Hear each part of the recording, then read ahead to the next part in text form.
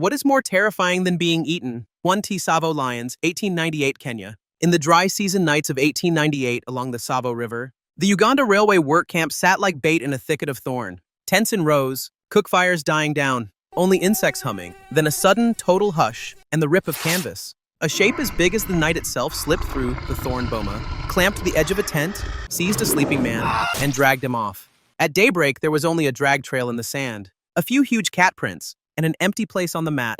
Panic spread through the camp under one name. The two Tsavo man-eating lions, maneless males that hunted at night, and returned the next night as if they'd learned the human schedule. Victims' post-incident condition followed the same pattern. Bite marks at the neck and jaw, the airway compressed, carotid arteries damaged. People lost consciousness fast, then went into respiratory and circulatory arrest from lack of oxygen and blood loss.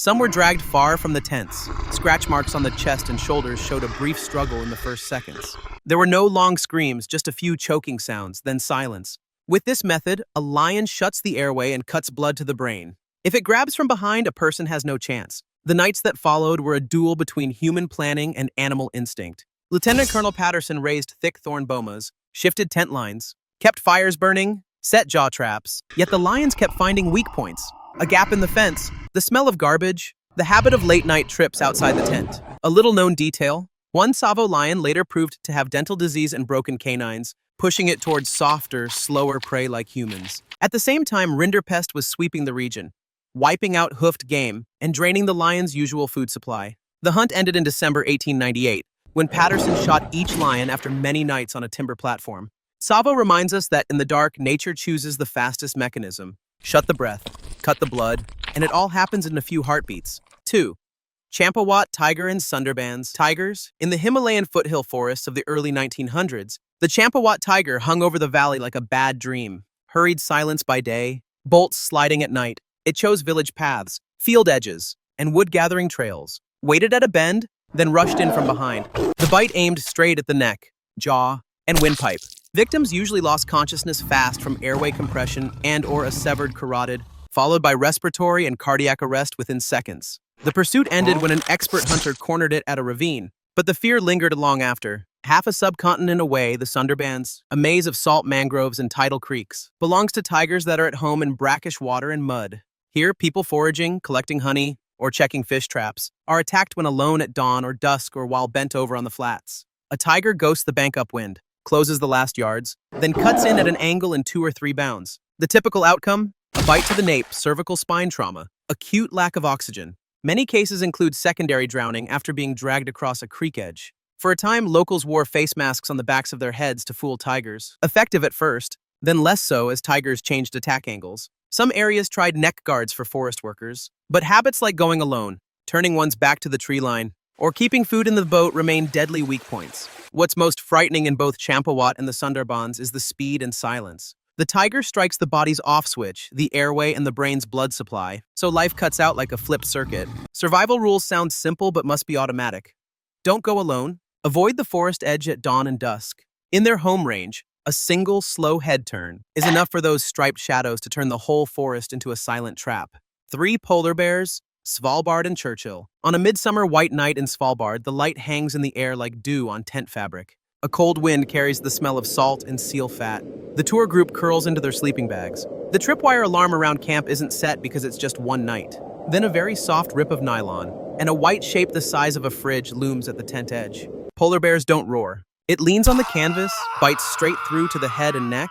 It all happens in a few heartbeats. No long screams, just a few choked sounds, then silence. Here's what people rarely say out loud. In Svalbard, you're required to carry a gun or flares outside settlements, and to set up electric alarmed fencing around tents. Food smells inside a tent, or skipping a single hour of night watch can turn a camp into a bait point. In years when sea ice melts late and forms early, bears go hungry on land longer. They walk the fjord edges and learn human routines. Sleep times, dishwashing spots, tent doors, then strike at the softest minute. Half a world away in Churchill, Hudson Bay, the autumn waiting for ice season has a polar bear patrol, and even a bear jail to hold animals until freeze-up, when they're airlifted out and released. Still in salt fog and cutting wind, a bear can slip into town following trash smells or a back door left ajar. Forensic files list the same cold phrases: severe head-face-chest trauma, shock or asphyxia from chest compression. If the victim is dragged, there may be cervical spine injury. The golden minutes are few. Lives are sometimes saved by flares. Spray, less effective in strong cold wind, or a warning shot as patrol arrives. One odd Churchill detail. Many cars and shops are left unlocked on purpose, so pedestrians can duck inside if a bear appears. What's most frightening about polar bears is their quiet efficiency. No hiss, no stomp, just a hand on the body's off switch and wait.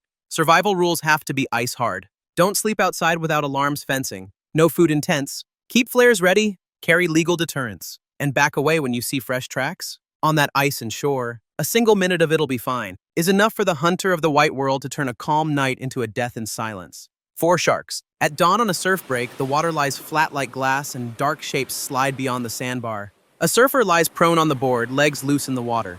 Beneath the foam-clouded surface, a mass surges up from depths. One bite, strike and release, the classic move of great whites, tigers, and bulls. The target is often the thigh, hip, or shoulder, where big muscle blocks throw a silhouette like a seal or turtle. The contact is brief, but backed by huge bite force, enough to tear muscle bundles and major vessels.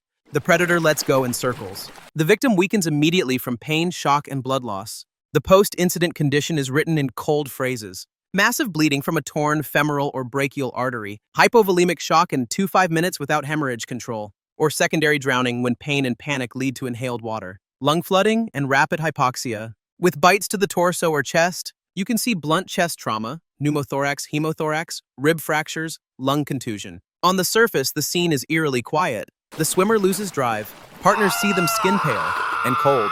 What makes sharks frightening isn't eating on the spot, but the precision biology. Bull sharks even push upriver into brackish water, turning safe pockets into ambush zones. With kayaks or small boats, a bite may target the gunwale, flipping the craft. The life-or-death chain after a short mechanical attack. Get the person onto a board or boat. Call for help immediately. Direct pressure on bleeding with anything at hand. Towel, leash, belt. Prioritize a tourniquet high, tight, and right for limb wounds. Press hard, non-stop until bleeding clearly slows. Keep them warm, reassure to lower oxygen demand. If they stop breathing, start CPR as soon as there's a firm surface on shore. Survivors often credit a tourniquet applied in the first 1 to 2 minutes, a detail most videos skip, but it's the real line between life and death.